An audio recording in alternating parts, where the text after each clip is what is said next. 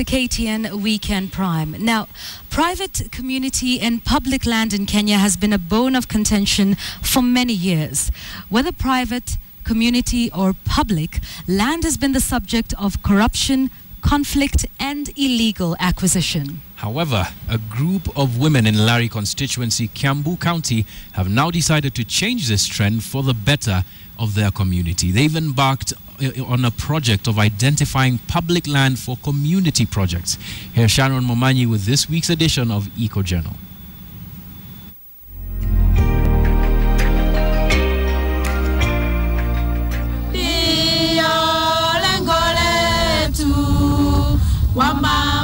The women from Kaga location in Larry sing. They are at the forefront of positive change in their community by identifying public land in their area for development. Our first project was public land mapping. This is because we realized that public land is the only where we can get to the services, areas where we can create anything which can help the community in that way. It is the place where we can get services, because we need schools, we need cemetery, we need market, we need roads. It was a piloting project kuhusu wamama. The reason B, tuliona ndio akina mama wanakuanga na mashida mingi. Kama vile ikiwa ni wakati wa kupeleka shule, ni wamama wanazidikisha watoto. Kama ni watoto wakigojeka, akina mama ndio who take that responsibility. Na facilities zikiwa badi, akina mama are the people who suffers most. Their pilot project was this piece of land in Kaga Center on which they built this public toilets. Previously in this location, or rather where we are now, there was no public toilet to serve the surrounding community. Agreed to have the toilet, which is now serving the community. It's managed by the border people. But first, there was need for the women and indeed the entire community to be educated on their land rights. The grassroots organizations operating together in sisterhood, GROOTS, conducted capacity building programs for the women. GROOTS Kenya is currently working in a project in Kiambu County under the Changieni Rasilimali Facility by ACT. The core objective of this project is to support community members to identify, document, and also sort of store all the public land facilities in Larry sub-county, which is in Kiambu County. This project was actually identified as a need by the community, particularly by women. The women have mapped out public land in Nyanduma and Kijabe wards, both in Larry constituency, to initiate other community projects in the areas. Projects ni mingi. Sasa hapa tabu sana ni nursery school, independent nursery schools. Hatuna hizo. Kina kuanzia kindergarten mpaka PP1 namna hiyo. Tungependa projects kama hizo. We couldn't do this thing alone. So we rallied the stakeholders, including administrators, opinion leaders, church elders, and anybody who can get no information about the public land. That information, the knowledge that you have certain amount of land somewhere was not within our hands, and we will not be able to get it anywhere, chiefly because nobody had taken trouble there before to actually map it out. Public land is the basis on which communities collectively access essential services such as education, health, recreation, and administration. Over the years, the management of public land has been faced by a myriad of malpractices, including corruption and illegal acquisition. This being largely fueled by the fact that the country has not had a consolidated and comprehensive database of public land since independence. We went out and recorded all the public land which was there. And in Constitution, we realized that there was no current inventory of public land. So for us to get inventory, we were to go out and collect the information ourselves, know all this land, and that's what we did. That was our first step. While the National Land Commission has a responsibility to develop that inventory, they are supposed to develop that inventory in a participatory manner. That is to mean they are supposed to involve the community members. And so we took that opportunity to empower the community so that when the National Land Commissions comes to a point where they are going to develop that inventory, they will already have a starting point. The National Land Policy provides for the participatory development of public lands inventory, which is deposited with the National Land Commission for posterity.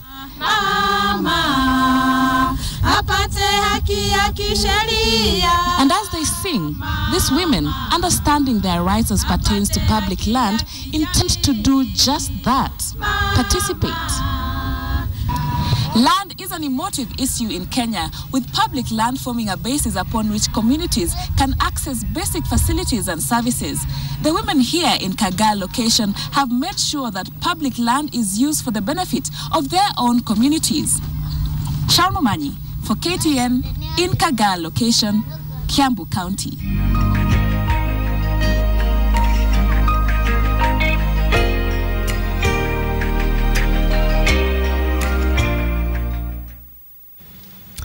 Right now, retired President Daniel Arap Moi is asking the Jubilee administration to address the shortage of teachers in public schools as a matter of urgency. Moi spoke at a church service at Moi High School, Kabarak, during prayers for this year's national examination candidates.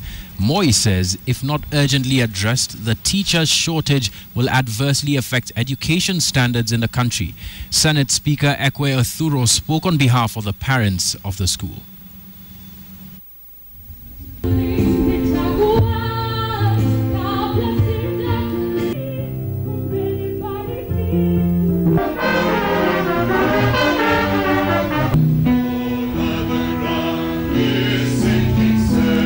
And the challenge for those ones of us in leadership is also to come up with our own legacy. Each generation must determine what kind of legacy is going to give to its citizens. You have given us yours. The rest of us need to follow. Children cannot be taught properly if 65 are in one class. Attention will not be given to every child who ought to be helped. And therefore, during this time, we need more teachers in our schools so that our children can be taught properly and be able to move forward in building Kenya.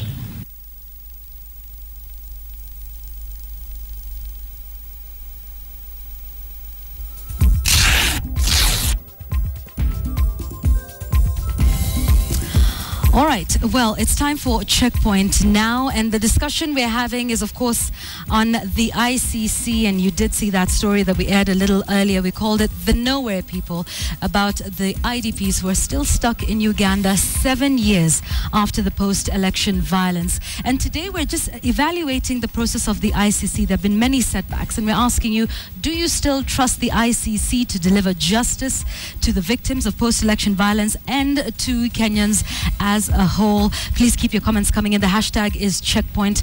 My handle is at Yvonne Okwara, at KTN Kenya, at John Alanamu as well.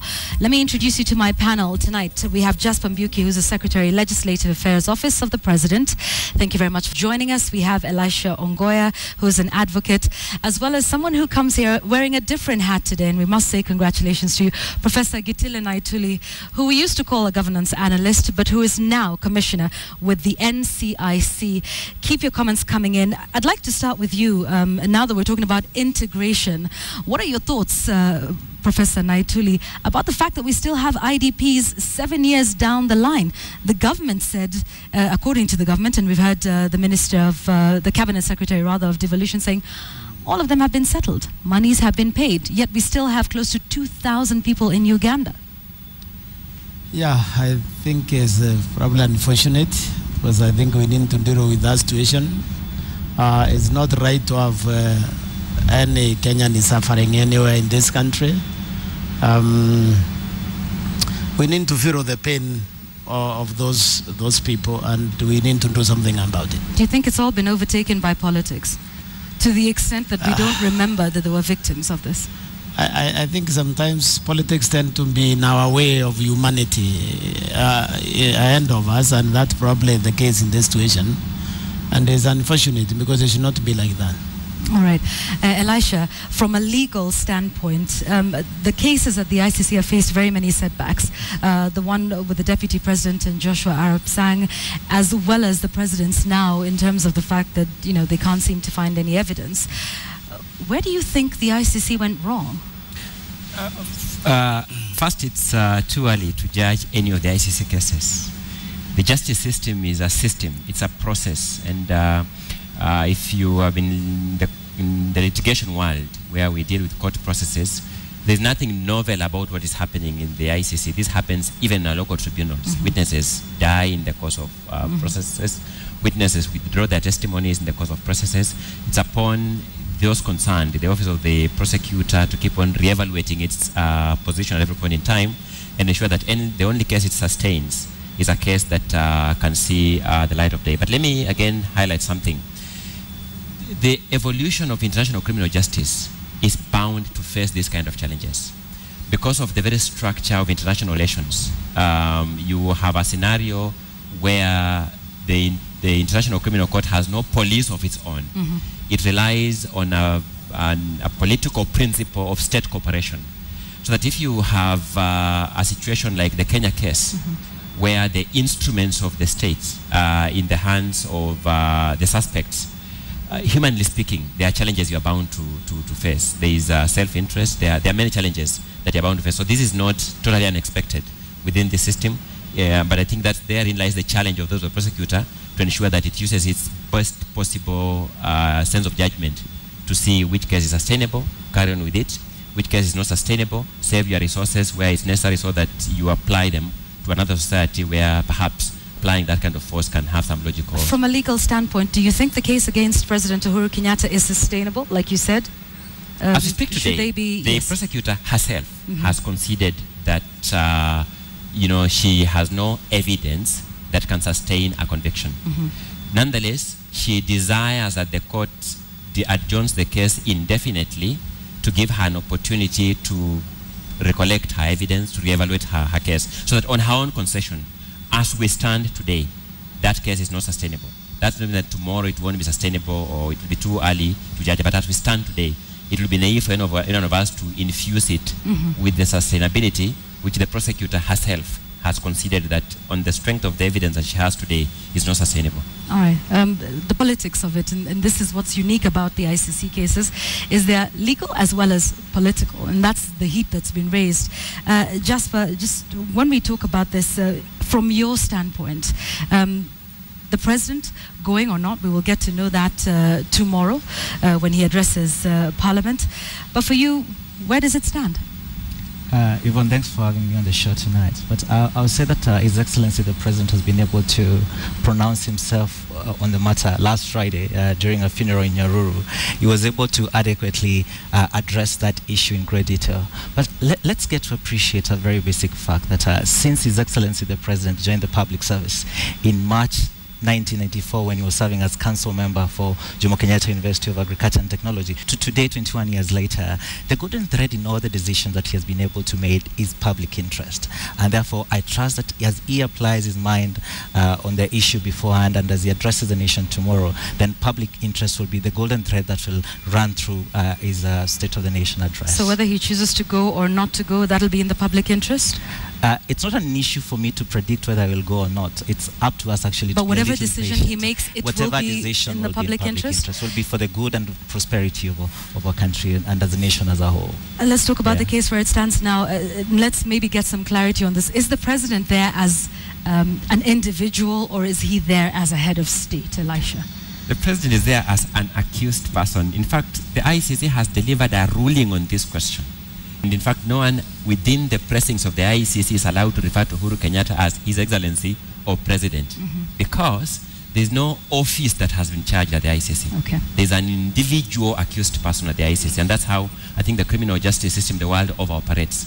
You face a criminal responsibility as an individual, and therefore Uhuru Muigai Kenyatta is facing the ICC charges as an individual. There's no institution in Kenya, office in Kenya, or community in Kenya that is facing trial at the ICC. Yet, Jasper, he does say that he has official duties to execute in Uganda and cannot then go to The Hague.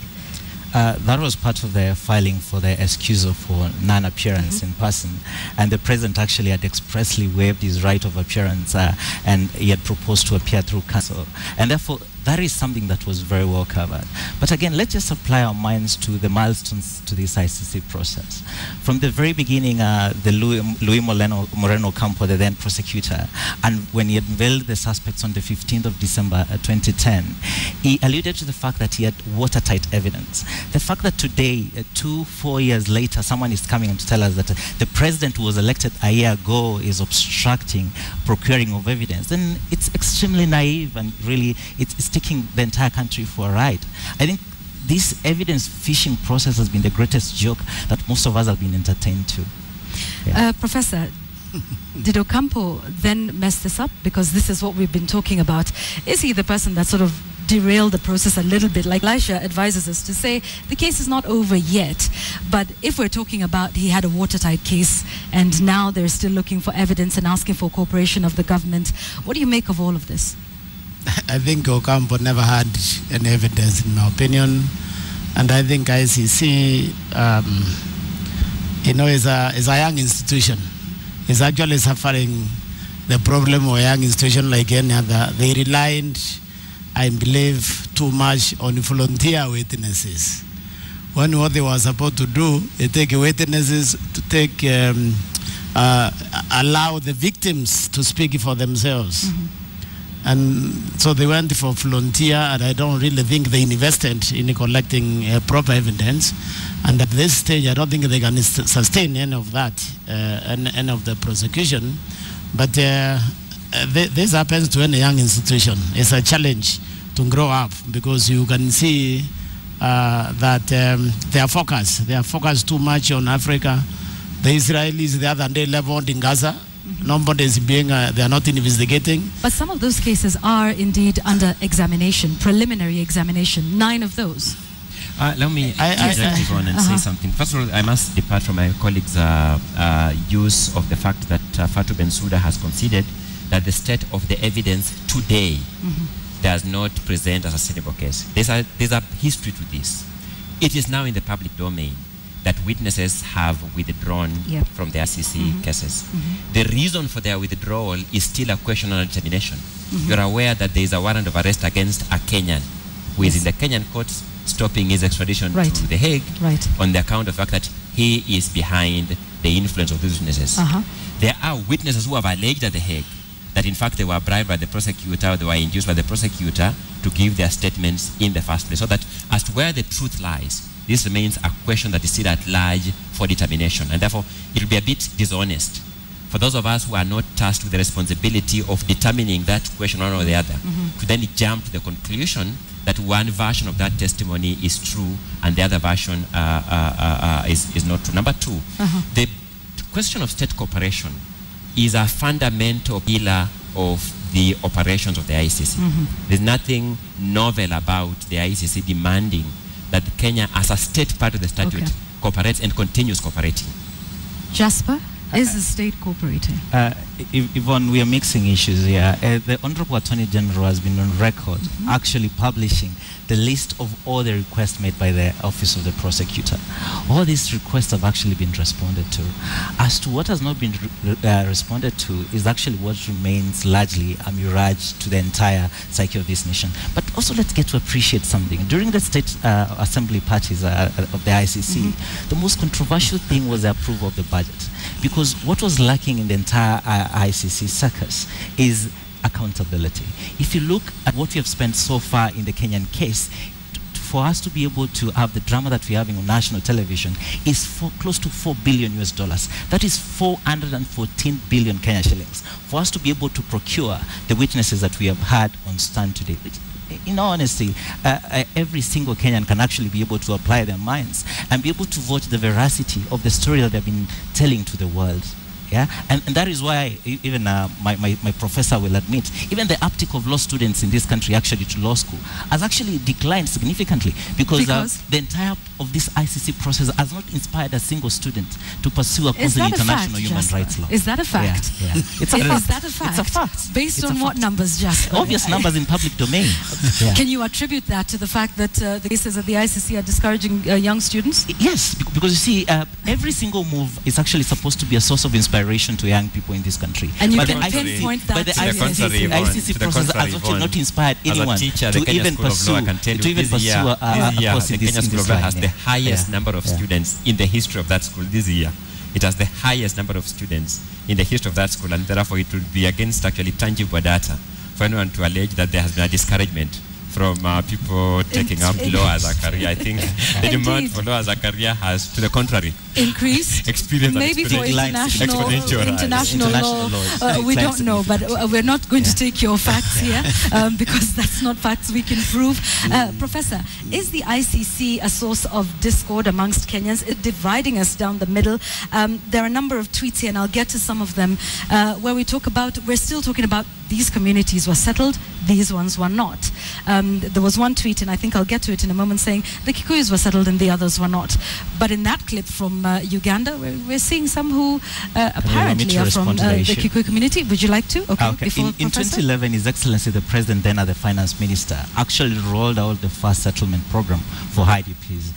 You and me appreciate the circumstances that we're in as a country in the Grand Coalition government, and that process was prolonged way post the 5-year term. But the President has been in power since March 2013 general election. In 6 months, we had settled 90% of all the IDPs in the country. So not in all this of them. budgetary allocation this year, we're anticipating to settle the remaining 10%. Are the ones in Uganda part of that 10% that you are? The head count for the IDPs integration program had actually covered even the IDPs that were actually refugees in other countries. And what would the plan be? To bring them back, take them back to their homes? The repatriation program is actually in due course, and I'm sure the Cabinet Secretary for Devolution, who is charged with the responsibility of the settlement program, will be able to address the nation on the issue. Is that the case, Professor? Is this something that just divides us down the middle still up to this point?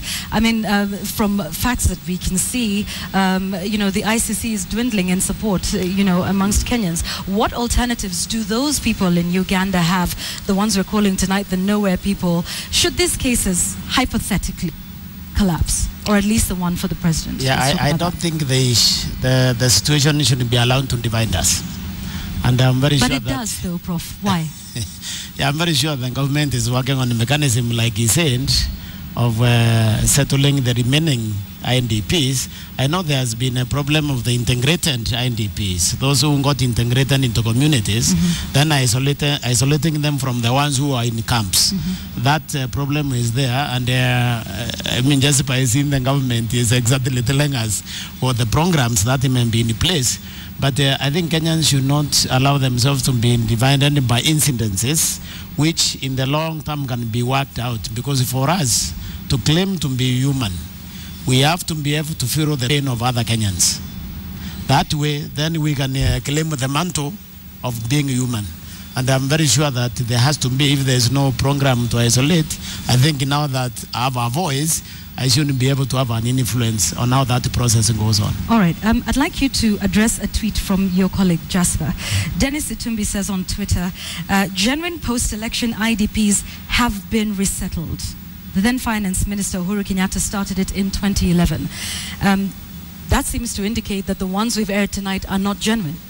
Would you like to respond? I cannot be able to vouch the veracity as to whether the IDPs that have been featured on tonight's feature, whether they are genuine or otherwise, because really I'm not involved in the verification process. But you and me will appreciate that we've become such an enterprising nation, as a people.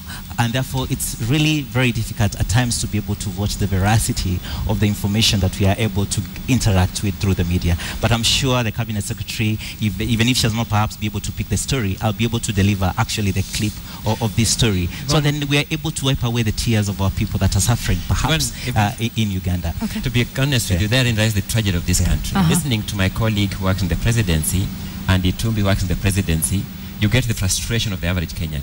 My colleague points out to the fact that even this financial year, the government has programmed several IDPs. Yes. Another operative in the presidency says that all genuine IDPs have been resettled. So which government is holding what position? You can understand that as an average citizen who simply does my work hard and pays my taxes, entitled to some uniform, concrete position from government. And government is not some abstract entity. Government had a heart and soul who are in the individuals, particularly those who have a rare privilege to work around the presidency, which is the seat of power in the country. But when I get these two positions, one operator from the presidency is telling us that all genuine IDPs have been settled. Another is saying that this financial year we have programs of settling IDPs. Is there a concession that part of my resources as a taxpayer are going to be used to settle in genuine IDPs? You understand? So that kind of ambivalence on the part of government does not inspire, I think, much confidence, even in the manner in which it handles this IDP question. Would you like to respond to that? Yes, I'd like to say the following. The IDP settlement program, and there's a difference between refugees and IDPs. Right. Let's draw a line because it's basic. Internally displaced persons are the persons that are domiciled in Kenya. Right. You never did a feature of a story of anyone that is domiciled in Kenya. Right. We're talking about refugees, persons in Uganda that will be repatriated back. And therefore, Dennis was actually factual. Because we're talking about internally displaced persons. Persons in Uganda are not internally displaced. Okay. These are rather than my concern, Yvonne, I must follow this point even further. I think I had my colleague point out at the inception that this financial year, yes, there are programs. There are programs that are IDPs. That's why his word. And you did say IDPs. Yes, I said. And Dennis tells us that all genuine IDPs have been resettled. That isn't my So which check. is it? Is it the IDPs or the refugees? Both. In this case. So now it's both? Yes, both. Yeah, okay. So regardless of your clarification a little earlier about IDPs and refugees. What I said is that Dennis' point was that all internally displaced persons have actually been resettled. So the program you're talking about is Kenya. Refugees or IDPs? A few of the IDPs that had not been settled, which is like 2% or thereabout, that are not been settled, had actually been factored in the budgetary allocation for 2014-2015 fiscal year. Okay, all right. Here's one question. Maybe both of you can respond to. What legal difference can it possibly make to the case outcome whether or not they recognize the presidency? That's Michael Black on Twitter. Sorry, I didn't get the question. What legal difference can it possibly make to the outcome of the case whether or not they recognize Uhuru Kenyatta's presidency? Oh, there's something about the law, Yvonne, that's about equality before the law. That's an important point. So that, you know, the desire to ensure that when people appear before the law, you had the PS transport here interrogating about how his driver was caught today, and I think it was a positive thing to note that even the PS SCAR can be stopped because of violating the law. That is a concept of equality before the law. So that if you elevate status before a judicial forum, the impression, the perception it creates is that there is inequality before the law. Players at the seat of justice insist that justice must not only be done, but must manifestly be seen to be done. And that's why we de-emphasize status before any justice institution.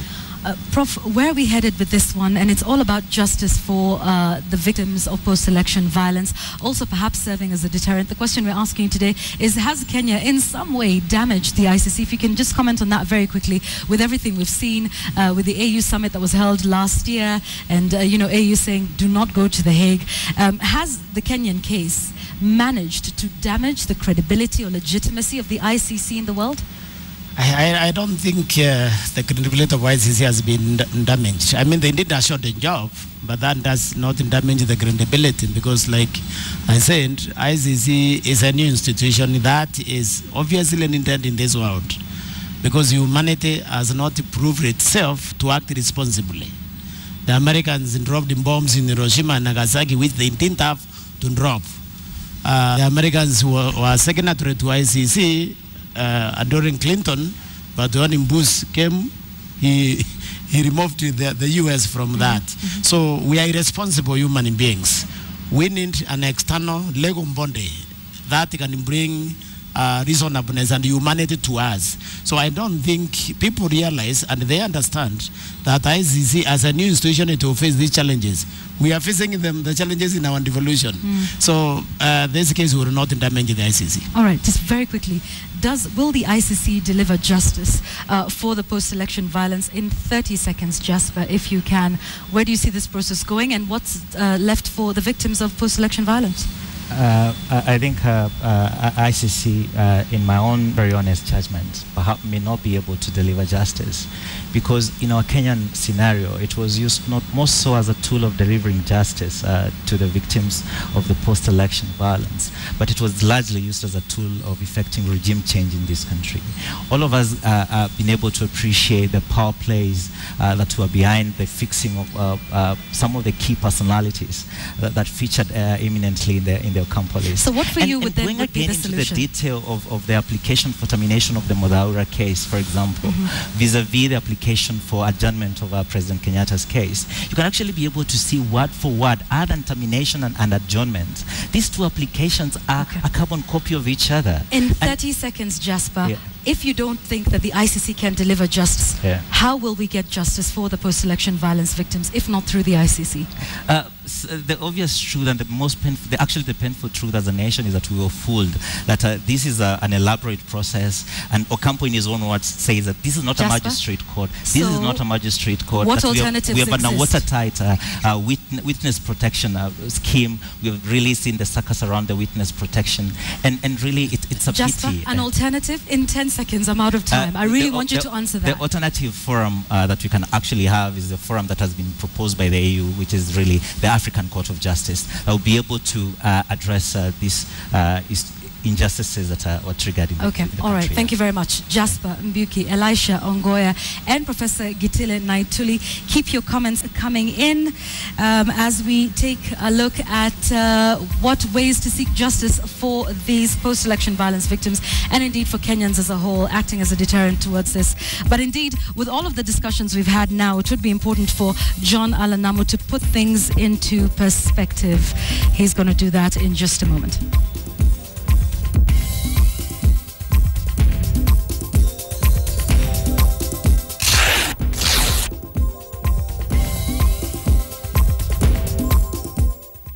All right, very interesting discussion there. Will the ICC ensure justice for the victims of the post-election violence? That was at the heart of that discussion. Of course, there are very many corollaries to that discussion with regard to President Kenyatta attending the status conference or not. But let's return to that main question. What is the point of that discussion between the ICC and victims getting justice? What is that point?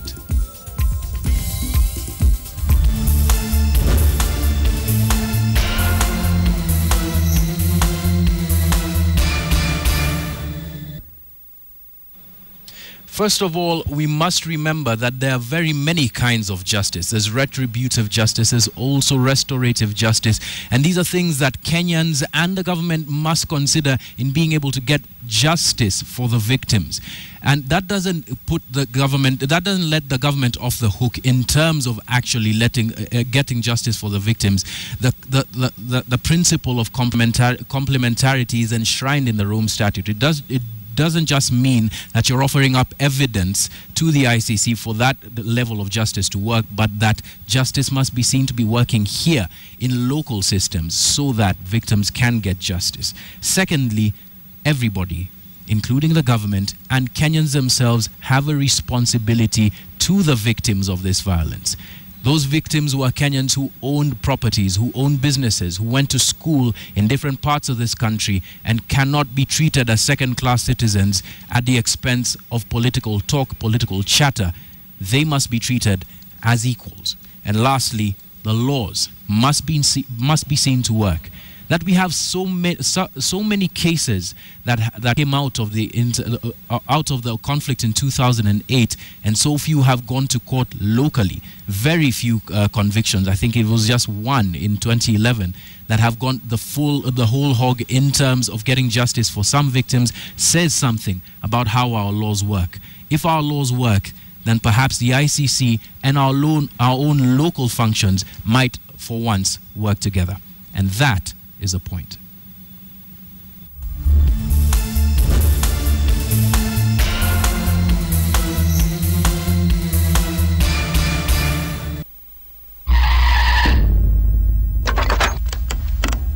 The 40th week of the year. And seeing that this is a special week for the country, let's play a song, shall we?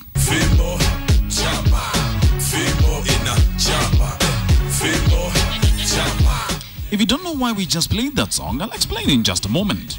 First, let's talk about the Supreme Court. The highest court in the land was making a decision on the switch from analog to digital TV signals. So the judges gathered at their bench and read the judgment. And freedom during the colonial era. And read. And read. And just when you thought that they were done reading, they read some more. In no time, this is how Kenyans were watching those proceedings. At the end of the day, nobody knew what was switching who from where and why. The delivery of that judgment is the most analog thing I have seen in a very long time. In fact, it is more analog than rewinding a cassette tape with a biro pen. But anyway, that brings me to my first question. Why can't judges, especially our Supreme Court judges, just be brief? But maybe all hope is not lost. Chief Justice Dr. Willy Mutunga suddenly decided to show Kenyans that he was not all that analog after all. These are my things, and these are your things, and these are our things, and these are the fundamentals. These are my things, and these are your things, and these are the fundamentals.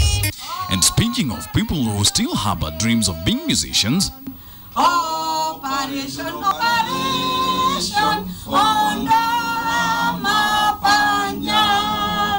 this group from the civil society sat down, discussed, and believed it was fundamental to form a singing band.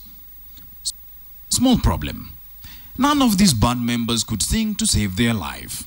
Operation, operation.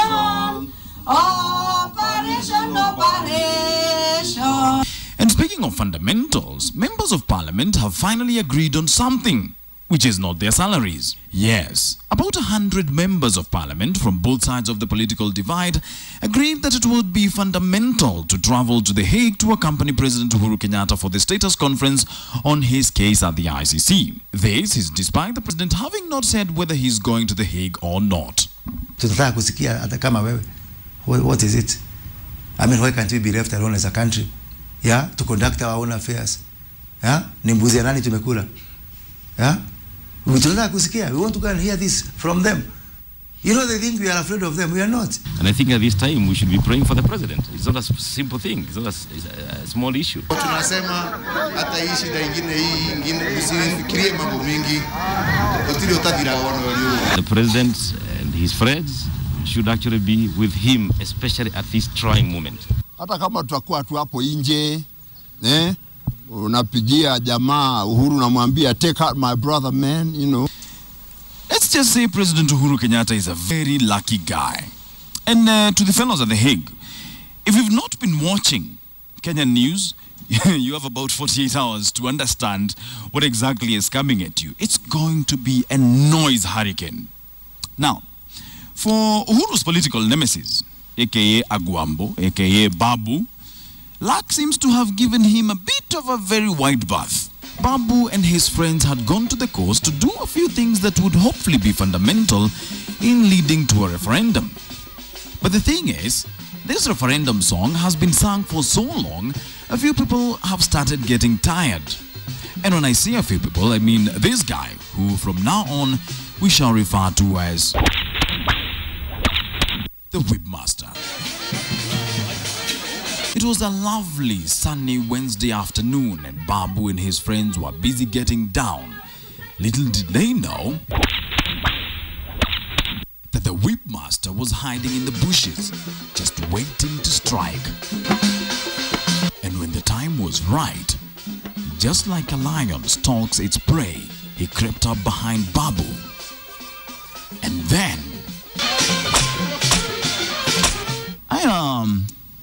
I'm not a security expert, but if an old man with a cane can whip a former prime minister and a governor like two schoolboys in broad daylight, no wonder the president bought himself a bomb-proof, explosion-proof, Al-Shabaab, Al-Qaeda-proof monstrosity. Security has gone to the dogs. That guy got arrested, the old man that is. And his explanation was quite simple.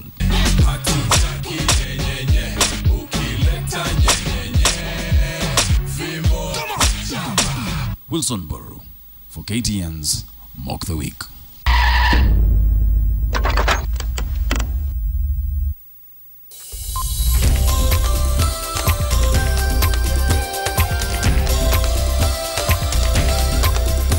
Welcome to tonight's edition of KTN Sports. I'm Lynn Washironi. We kick off the bulletin at the Kenya Rugby Union. He's no guest to controversy and is not afraid of speaking his mind, even when his stand is different from everyone else around him. Something that has, on several occasions, portrayed him as the bad guy at the Kenya Rugby Union. Philip Jalango, the KRU vice chairman, however, says his efforts to better the sport in the country have often been misunderstood. Philip Jalango is arguably the most visible and vocal member of the Kenya Rugby Union, only eclipsed by the chairman Mwangi Muthee. Jalango has been part of the rugby fraternity for quite a while now, having started off as a chairman for the Kenya Harlequins, one of the top rugby clubs in the country. He made his way to the union when he was appointed the director for national squads and elite performance. His stint at the union, however, has rubbed quite a number of stakeholders the wrong way. He made headlines when he single-handedly attempted to terminate former national service coach Mike Friday's contract. The Kenya Rugby Union chairman Mwangi Muthee salvaged the situation and maintained that Friday was still in charge of the team, and Jalango was later suspended from the board but sought intervention from the court to get reinstated. He retraced his way back to the union when he edged out Sasha Mutai out of the vice chairman position by a solitary vote during last year's Kenya Rugby Union elections. I sat down with outspoken KRU vice chairman to try find out his plans for the sport and his stay at the union. So does controversy define Jalango? For me, I believe it's about being the voice of reason. It's about stating what it is. I don't think by stating the correct things, it means that you're being vocal, but it's always that some of us have got different styles of management. Mine may be different from others, and maybe a style of management that maybe is a bit too outstanding. So I guess one of the key issues has been that a lot of these things are blown out of proportion. All board members who've come on board are pushing towards achieving one goal and towards attaining Kenya Rugby Union strategic plan. And as such, you may view something in a different way, and I may view it in a different way, but it doesn't mean that we do not sit and talk and resolve our issues. By vying for this position is just to equally try to see how I can contribute better towards being a team player and towards the growth of the game in this country. Very tough, a lot of challenges, differences in opinion, but at the end of the day, that's what leadership is all about. You take what is thrown at you and you turn it into something better. As a holder of the office, the current chairman, and I believe we need to respect that. And I think a lot of people are turning every single thing into a political issue. When people need to move into politics, then I guess those who want to run for office are free to do so because it's a democratic society. Some of the previous players have played their part, we've appreciated, and it's time for them to hand over the baton to the next group of players to take this product to the next level. Even as we realize some of the things we've not done in the correct way, we're quickly adjusting so that we can fit into the global trends and ensure that we're able to compete with other top nations. And to some athletics news now, Matthew Kisorio continued his winning streak of the local athletics meetings by emerging top of the field at this year's edition of the Family Bank Half Marathon held today in Eldoret. Elsewhere, the first edition of the Peter Mule's Half Marathon was held in Machakos earlier today. Eldoret hosted the 8th edition of the Family Bank Half Marathon with over 1,500 athletes lining up for the 150,000 Kenya shillings prize money for the 21 kilometers winners. Matthew Kisorio, who came back from a dope ban in July, has been dominating the local athletics races as he gears up for his international season debut. Kisorio beat a star-studded lineup to win the competitive race in 1 hour, 3 minutes and 17 seconds ahead of Daniel Kosgei and Dan Keitani. I decided only to run today to improve my speed and endurance. In the women's category, Paris Chepchirchir emerged the winner in 1 hour 13 minutes and 43 seconds, while defending champion Mercy Kibarus came in second in 1 hour 17 minutes and 22 seconds. Elsewhere, the inaugural Peter Mulei Machakos half marathon attracted athletes from across the counties. Wasin Gishu-based Marion Lemo clocked 1 hour 13 minutes and 25 seconds to win the 21 kilometers women race ahead of Rhoda Jepkorir and Susan Kosgei. In the men 21 kilometers category, just as Kagongo beat Hosea Nailel to second position, while Washira Maina settled for third. The race will be held annually. Your feedback on our story tonight, the Nowhere People. Fat Black Cat says, we're speaking of forgiveness, but who's asking for it? All I see are people denying they did it or blaming others. Interesting point there. Perhaps that's a place that we all need to come to as a nation. Alamin Kimathi says, while it is true that there are fake IDPs, it is presumptuous for anybody to claim that genuine ones have been settled. Indeed.